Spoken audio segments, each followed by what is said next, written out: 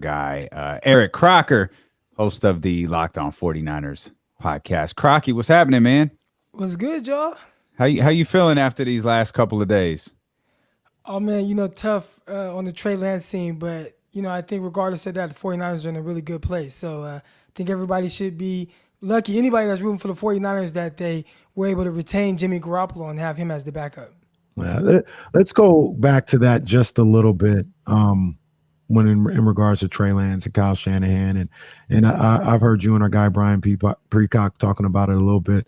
As far as it being Kyle Shanahan's fault that he got hurt, that's what everybody's been saying. I've been on the record saying I just don't like running quarterbacks like that at all. Like as far as like play calling, I would not. If I was a coach, I wouldn't be play calling for these guys to be running all the time. But I hear people say it's football. These things are going to happen in outside of the tackles and all this other stuff. Where do you stand a couple of days removed now on Kyle Shanahan's culpability in Trey Lance getting hurt?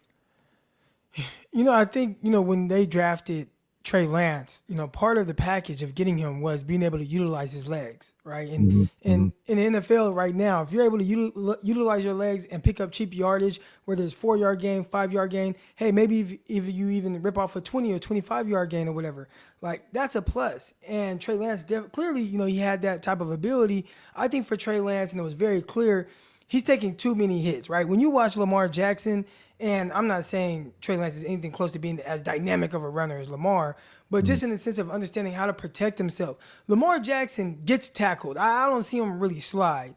But the way that he gets tackled, he doesn't take hits square on, right? It's kind of like Floyd Mayweather. When he's boxing, you don't see too many people just get these straight, like just clean shots on Floyd Mayweather, especially consistently. And that's almost like Lamar Jackson as a runner, where he's getting tackled, but it's the way he kind of gets down, maybe twists his body, whatever he's doing, he's not taking these shots straight on, as opposed to Trey Lance, who in similar situations, he's taking those shots and then he's, trying to carry guys and push the pile. And I like the fight. I like the grit.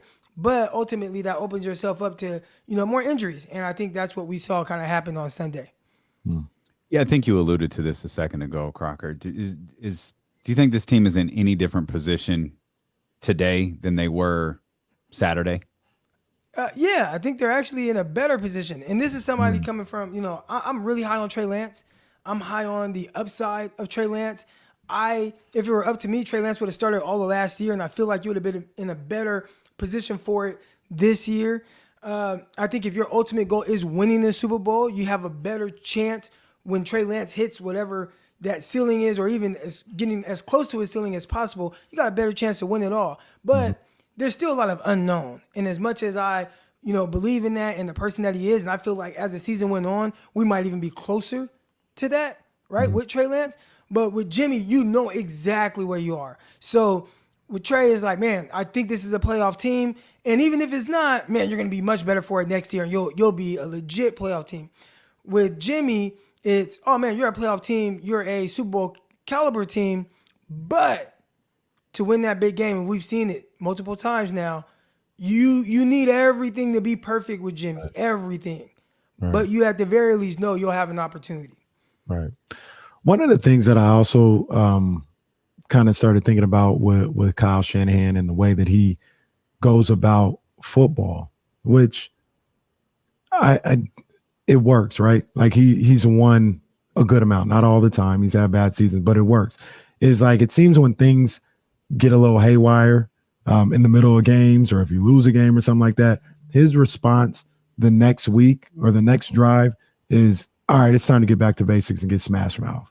And I felt like we saw a little bit of that in week 2 after, him, the first couple of plays he threw down the field to Jimmy. But after that, it was like, all right, heavy dose of Debo. Let's run the ball. Let's get more smash mouth. And the thing that concerns me, EC, about that is that's a lot, man. That is a lot to be smash mouth, we want to run the ball 35, 40 times. That's a lot on a running back, on a guy like Deebo Samuel, who's a wide back. That's a lot on your offensive line.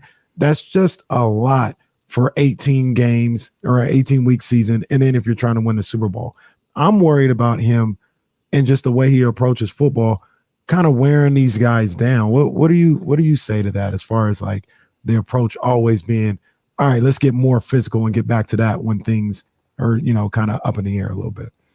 I think it's tough. And, we talk about Trey Lance and his injury, and we've seen that with the running backs as well, right? The more you're running these backs and the physical style of play and brand that they play with, we've seen them go through running backs. I think I just saw, Ty Davis Price, he's hurt. Elijah Mitchell, he's hurt. Now you're down to Jeff Wilson and the others, right? So I don't know if it's their philosophy that's leading to so many injuries. If they were just to kind of spread it out and be a more pass-happy team, would you deal with as many injuries to your backfield as the 49ers have dealt with? I think that's a nice little study that somebody can go do. Teams that run more, are their players getting hurt at a higher rate as opposed to teams that are throwing the ball more?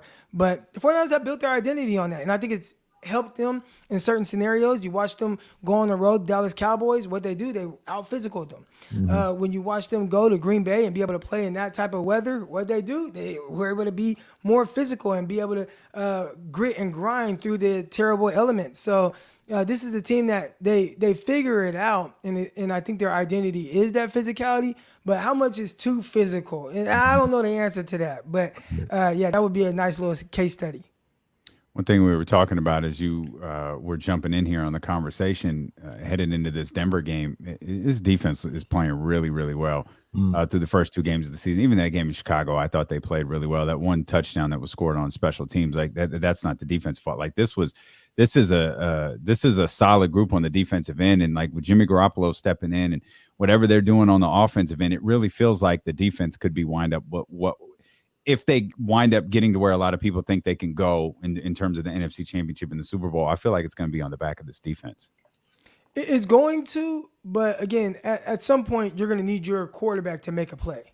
And that's the part. So when everybody's clamoring to get Jimmy Garoppolo in there, just know what comes with that. Where when push comes to shove, they forgot. Yeah, they forgot what comes with that. You're going to be saying, oh, man, the defense, they didn't do this. Or, oh, the run, something is always going to be something. Oh, Kyle Shanahan, his play calling. When really you just need your quarterback to make one play, and he has to be able to do that. But the defense will definitely have them in some type of position to win a game late in the playoffs. Yeah. One of the new additions to this defense, Jarvarius Ward, seen him after 2 weeks. He looked like he got everybody on click-clack. I mean, we didn't hear much from DK on Sunday, even though he had that sick Moss that got called back because of the guy downfield. But other than that, I mean, Jarvarius Ward, he did a great job in the Chicago game. He looks the part, man. He looks like the real deal. What are you seeing from him at the cornerback position? Yeah, and I think if they really wanted him to, he could be more physical, more aggressive at the line of scrimmage. I thought the 49ers did a good job of keeping a lot of things in front of him. Right, there really weren't too many of the explosive plays downfield. There were a couple of times where there was a lapse in coverage, but when you look at Geno Smith and his efficiency numbers, I believe he completed 80% of his passes, and he completed probably over 20 passes, but under 200 yards. So the yards per catch still very low, and I think 49ers did a good job of keeping everything in front of him. But I think there's more with Charvarius Ward. I think there's more with Emmanuel Mosley, where if you tell those guys, hey, man, you just go lock up with these guys. Don't play off. Don't play soft. Be aggressive. Be physical.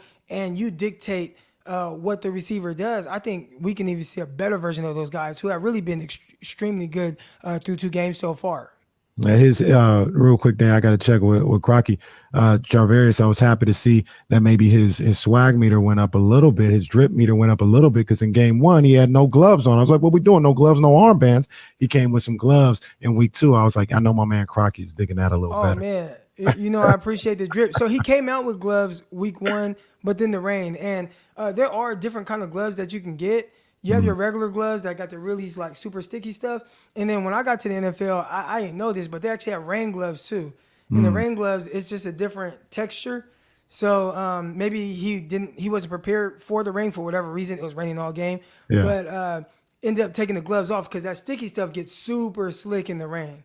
So he took that off. But it's going to look even nastier with him because he doesn't wear any sleeves, no Yeah, wristbands, I no want to see a tape, no wristband. anything. That's what I So was once he thinking. I took need the a gloves wristband, off, man. yeah, once he took the gloves off, it got real nasty. But last game, he came with it. He was clean. He had the gold cleats on. You know what I'm Yeah. saying? Had the gloves. Yeah, yeah. So yeah, he came with it. He looked clean. Crocky, you ever get ready for a game? Thought, damn, I left my armband in the locker room. I got to run back and put the armband on. I got to run back and put this on.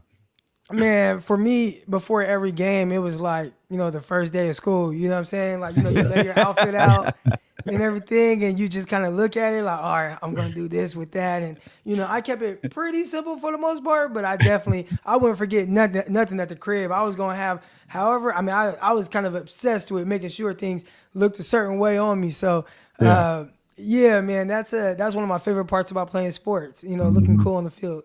Absolutely. Absolutely. I met your podcast partner on Friday. I met him for the first time. Like I didn't know he was telling us he used to live in Davis, listen to the show regularly.